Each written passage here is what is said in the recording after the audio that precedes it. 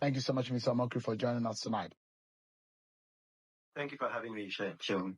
Are you a born-again Bola Tinubu follower, or where did the change happen? Well, there's a saying, results cancel insults. You have to understand something there. We had a manifesto, which I was a part of putting together. That's the People's Democratic Party Presidential Manifesto. We said we're going to do certain things. The first, we're going to remove fuel subsidy. The second, we're going to float the naira. The third, we're going to devolve power from the federal government down to the local levels. And then we're going to have student loans. All of these four things that we said we're going to do, President Bola Tinubu is doing them, and he began doing them on day one. Like I told you, results cancel out insults. So when I saw the results that the president was doing, I decided that, okay, this is a man to be supported. You got to recall, Nigeria is our goal, and we are goal-oriented. I'm a goal-oriented person. So when I see that the goal that I had is being promoted by the president, why should I fight him?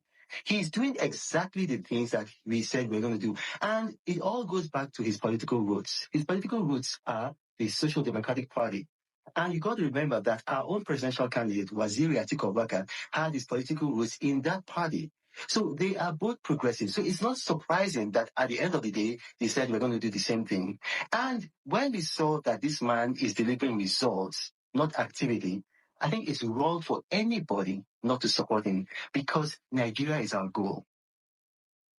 In December of 2022, you were one of those who went to the street, and it was hashtag harass Tinubu out of London. And there were a lot of things you said, unprintable words.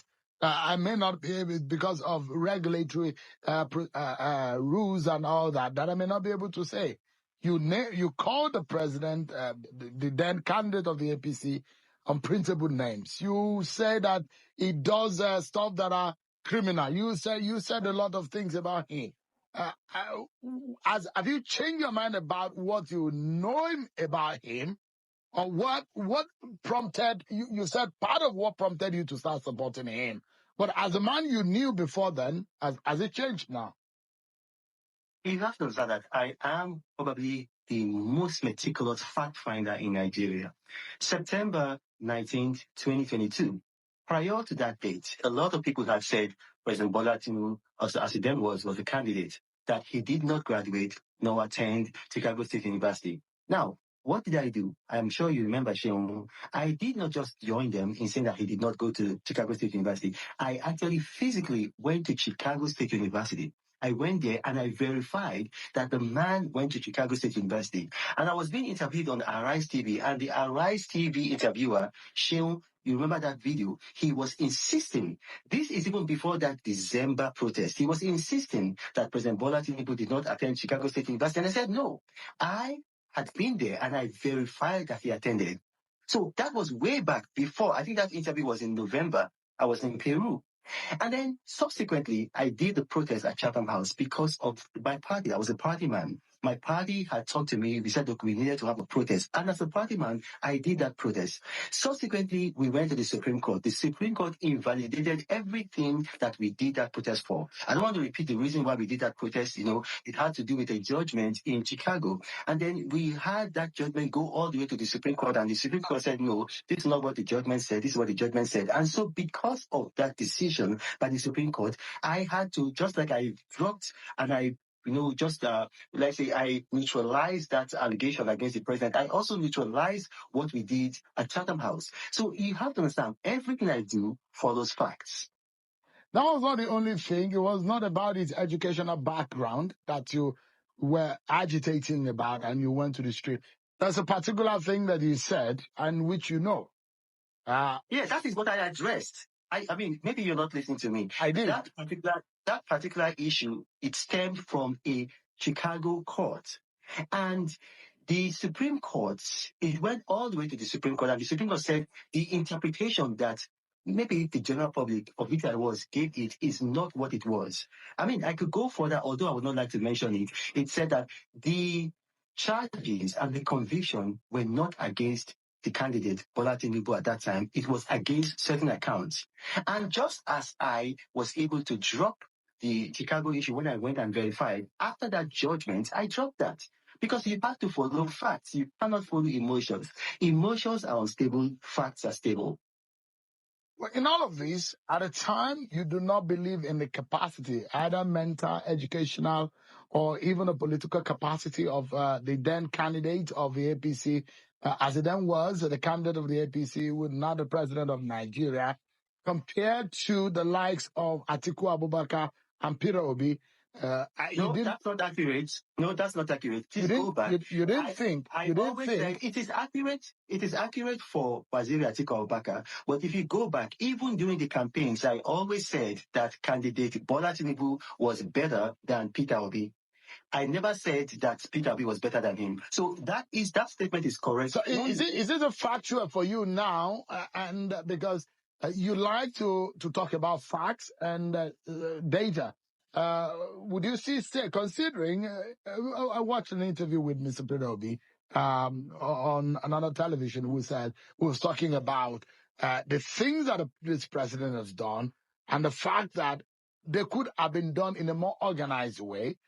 Some similar policy decision as enshrined in their different manifestos, but it was badly handled by the APC and the Bola Tinubu government. Do you see all the view that the president and his party, APC, are better, or Peter Obi is not better than them in terms of how they envision these ideas?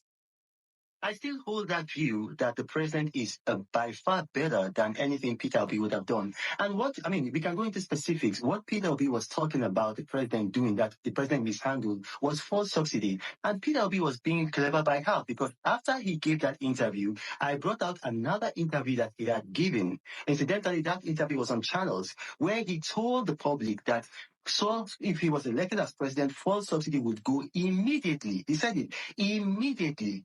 So what did the president do? The president took out fuel subsidy on day one, immediately. So how would he have done it differently from the president? He was being dishonest, because there is nothing that the president would have done that he would have done, because he said he was going to remove fuel subsidy immediately, which is what the president did. And if you look at the World Bank, if you look at the IMF, these guys have said that what the president did was right. It brought some pains, but it was a necessary decision. But let's assume that these Bretton Woods institutions, the World Bank and the IMF, maybe they are new colonialists. So let's take them aside. What about Moody's? What about Fitch? In the whole world, Fitch is the #1 ratings agency. And Fitch has upgraded Nigeria to a stable B positive, because they said the reforms by the Bola Tinubu administration are working, especially the removal of fuel subsidy and the flotation of the Naira. After they did that was last year. I think that was on December 17th. And then soon afterwards, Moody's followed and they upgraded Nigeria. Now, you can see that the reforms, especially the removal of fuel subsidy and the flotation of Naira, are working. This gentleman makes a debt profile for Nigeria for $108 billion. Right now, as I speak to you, our debt is now $94 billion. So $14 billion are reduction in our debt. And it's not just with the federal government. Almost all states have reduced their debt load. Why? Because the federal allocation to the states has increased, in some cases doubled, in some cases tripled. So because of the removal of fuel subsidy, we are seeing tangible actions. So I completely disagree with Peter Obi. Peter Obi, as governor of Anambra, is the only governor in the last 26 years that increased poverty in Anambra. The two governors before him did not increase poverty. The governor after him did not increase poverty, but Peter Obi increased poverty. So he does not have the moral authority to talk. And then he said something about criminality. Look, of all the major presidential candidates in the last election, only one person was indicted by the International Consortium of Investigative Journalism for fraud, and that was Peter Obi in the Pandora Papers, where he was accused of illegally taking money out of Nigeria and putting it in foreign accounts. Recently, in that same interview, he said that he left $150 million and 36 billion naira into the Anambra State coffers. That is actually a lie. This is a man that left 127 billion naira debt. Please, you can fact check me. And if you quantify the debt with the money that he left behind, the debt was more than what he left behind. And even what he left behind, some of it he claimed was in assets. For example, he said that he had invested some of the Anambra State government money in Interfax breweries. And if you go back and look, he invested, I think it was about $12 million. Today, that $12 million investment at Interfax breweries is now worth $5 million. And even the worst part of it is that the money that he said he kept them in his, well, in a bank in which he has substantial shares, about 10% shares. So that means that money was earning interest for that bank. So that money was going to his own pockets. So Peter Obi does not have the moral right to criticize President Bola. So you talked about Atiku Abubakar, and you said the only person you think that out of the two that you think Bola Tinubu is better off is Peter Obi. But what about Atiku Abubakar? Is Bola Tinubu better than Atiku Abubakar? I am not going to criticize Waziri Atiku Abubakar, and I'm not going to compare him with President Bola Ahmed Tinubu. What I will just say is that if an election is held today, tomorrow, or in 2027, I will vote for and I will mobilize people to vote for President Bola Ahmed Tinubu. Waziri Atiku Abubakar has been good to me. He has been very good to me. He's been a friend of mine. So he was not like a boss. He's been a friend of mine. I'm going to tell you a little anecdote. We were to have a meeting in London, and I thought that I had food poisoning. I didn't know what was happening to me. I thought I was going to die. I was in a terrible way health-wise. But then everybody at that meeting said, "No, Reno, you got to come. You are the ideologue of the People's Democratic Party. We are planning our campaign to unseat President Buhari. You have to come." I spoke to Waziri Atiku Abubakar and I said, "Look, I'm sick. I don't know what's the matter with him. I'm about to go to a doctor." Waziri Atiku Abubakar said, "Please come, Reno." So in that condition, I left my home in California, flew into London, and then I gave my presentation, and I was going to go back to the airport to leave from London back to California. And Waziri said, "No, please stop, Reno. You're not going to California." And then he arranged for me to see a doctor at Knightsbridge. The meeting was at Knightsbridge. He arranged for me to see a doctor at Knightsbridge. He paid for that doctor. I mean, this man went over and beyond. And at the end of the day, when I went and saw the doctor, it just turned out that it was a minor thing. They call it shingles. But I did not know about it because it was so minor. But for that act of kindness and other acts of kindness that this man has done to me, I'm not going to criticize him. At what point did you back out for someone you think that is a benefactor to you? I am not going to back out of someone that is being a benefactor to me. No. And that's not what happened. But you have chosen sides. You were supporting Atiku Abubakar up until now that you've changed your mind and you started supporting Bola Tinubu. Allow me land. You see, I am in supporting President Bola Ahmed Tinubu. I have not attacked Waziri Atiku Abubakar. If you go back, a lot of people, I think Shegun Showumi was recently on the program. He might have said one or two things that were not complimentary to Waziri Atiku Abubakar. I have never done that.